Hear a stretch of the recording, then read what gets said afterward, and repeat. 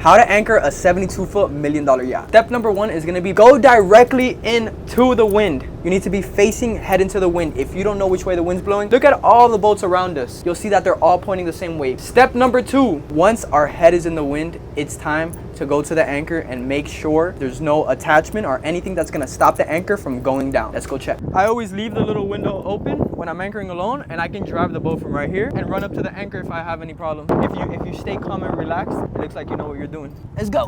Two buttons.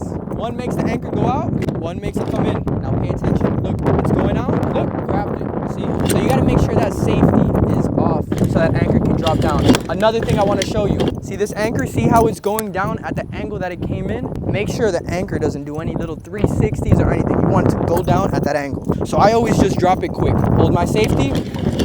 Now, if you see, our head is into the wind, so the wind's gonna push us perfectly back and it's gonna hook the anchor. Rule of thumb, you always wanna drop 3 to 5 times of whatever the depth is. What does this mean? If it's 5 feet deep, I'm gonna drop 15 to 25 feet of chain to be safe.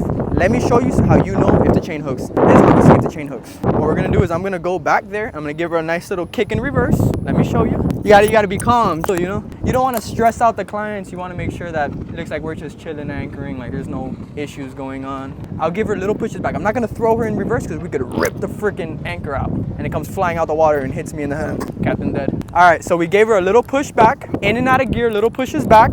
Now we're gonna come up here. Check that out. I always pick a link that is in the water and then you see it come out the water. That's how you know that you're hooked on right. If you see it bouncing, boom, boom, boom, boom, boom, you're not hooked on. But if you see where it's not giving and it's more coming out the water, see it bounce right now? Look, watch. See it bounce? It's not hooked on right. So if it's not hooked on right, what are we gonna do? Let out more chain. Watch this. Mind you, it is freaking 50-mile-an-hour winds out here. I wanna show you guys how it is when it grabs. Keep an eye on the chain. Boom! Hold on, you see it? You saw how links that were in the water now came out the water and she's grabbing. Look at that angle. Look at that angle, baby. That's the angle we wanna see.